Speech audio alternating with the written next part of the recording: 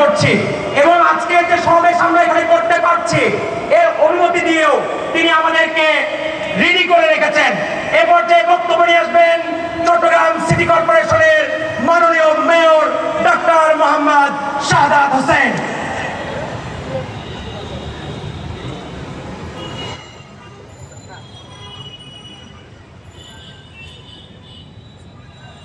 বিসমিল্লাহির রহমানির রহিম। আসসালামু আলাইকুম ওয়া রাহমাতুল্লাহি ওয়া বারাকাতুহু। ওয়ালাইকুম আসসালাম ওয়া রাহমাতুল্লাহি ওয়া বারাকাতুহু। যে মাঠটিতে আজকে জুলাই অগাস্টের ঐতিহাসিক 5 অগাস্ট পালিত হচ্ছে ইসলামী আন্দোলন বাংলাদেশ চট্টগ্রাম মহানগরের উদ্যোগে, সে মাঠটি একসময় গত স্বৈরাচারীরা এটাকে একটা কমার্শিয়াল প্লেস করে ফেলেছে। আপনারা দেখেছেন, আমি শপথ নেওয়ার 3 দিনের মাথায় এখানে কমার্শিয়াল কমপ্লেক্সটি একদম মাঝখানে পুরা কমার্শিয়াল কমপ্লেক্স করেছে, সেটা আমি ভেঙে দিয়েছি এবং আমি বলেছি এটাকে একটি সবুজ গ্রিন পার্ক করা হবে এবং সেখানে ওয়াকওয়ে থাকবে, মানুষ সেখানে বসবে, হাঁটবে, ঘুরবে। কাজে এই ধরনের গত 16টি বছর তারা দুর্নীতি, দুঃশাসন, অন্যায়, অবিচার এবং রাষ্ট্রযন্ত্রগুলোকে নিজের যন্ত্র বানিয়ে ক্ষমতাকে কুক্ষিগত রেখেছে। কিন্তু শেষ রক্ষা হয়েছে? শেষ রক্ষা হয়নি, কারণ ওই মহান রব্বুল আলামিন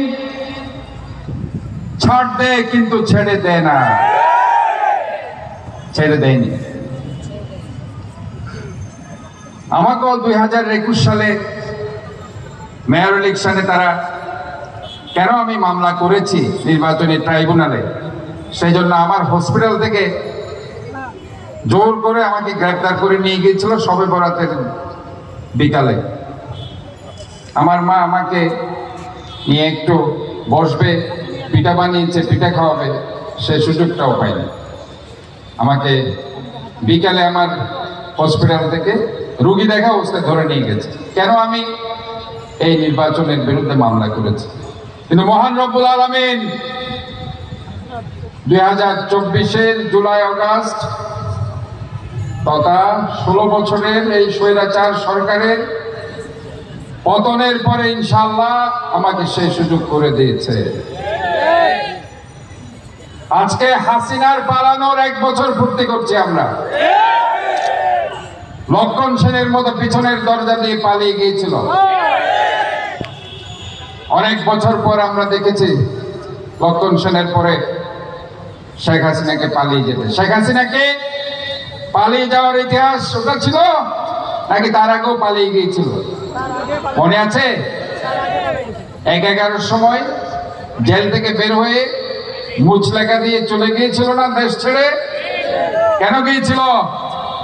ওই মাইনুদ্দিন ফখরুদ্দিনের -2 ফর্মুলা বাস্তবায়ন করার জন্য দেশ ছেড়ে ওনার ছেলে জয়ের কাছে আমেরিকাতে চলে গিয়েছিল। ওই সময় তো আরেকজন নেত্রী ছিল, দেশ নেত্রী বেগম খালেদা জিয়া। উনি দেশ ছেড়ে পালিয়েছিল? দেশ ছেড়ে পালায়নি। ওনাকে তো বলা হয়েছিল আর আপনার ছেলে তারেক রহমান, আরাফাত রহমানকে নিয়ে আপনি দেশের বাইরে চলে যান। উনি কি বলেছিল? বিদেশের কোন চিকিৎসক এবং চিকিৎসার আমার দরকার নেই, যদি মরতে হয় বাংলাদেশে মরব, আর বাঁচতে হলে বাংলাদেশে বাঁচবো। -2 ফর্মুলা বাস্তবায়িত হয়নি উনি বিদেশে না যাওয়ার কারণে। কাজে এই যে একজন মজলুম নেত্রী গত 16টি বছর, কত বছরের কারাদণ্ড দেওয়া হয়েছিল? ওনাকে 2 বছর জেলে ছিল এবং একা নির্বাসন ওনাকে বাসাতে বছরের পর বছর জেল করে রাখা হয়েছে। কিন্তু উনি মানুষের কথা বলতে গিয়েছিল। ওই সময় মাইনুদ্দিন ফখরুদ্দিনের সময় শেখ হাসিনার মতো কম্প্রোমাইজ করলে 2008 সালের নির্বাচনে বেগম খালেদা জিয়াই প্রধানমন্ত্রী হতে হবে, কিন্তু অন্যায়ের কাছে মাথা নত করেন। ঠিক এইভাবে আমরা বলতে চাই অন্যায়ের কাছে কোনো মাথা নত করা যাবে না। আজকে আপনারা যে জায়গায় দাঁড়িয়ে আছেন, আমি একটু আরেক জায়গায় দাঁড়িয়ে আছি, সেটা প্রশাসনিক জায়গা। আপনারা হয়তো অনেক কিছু আপনাদের মতো করে দেখছেন, আমি আমার মতো করে দেখছি, দেখে আমি বুঝতে পারছি যাদেরকে মনে করেছেন আপনারা দেশ ছেড়ে পলায়ন করেছে বলা হচ্ছে অথবা পালিয়ে গেছে বলা হচ্ছে, তাদের দোসররা কিন্তু এখনো রয়ে গেছে। তারা হয় আমার উপর ভর করছে, না হয় আপনার উপর ভর করছে, না হয় আরেকজনের উপর ভর করে আবারও পায়দারা করছে দেশে কিভাবে একটা অস্বস্তিশীল অবস্থা তৈরি করা যায়।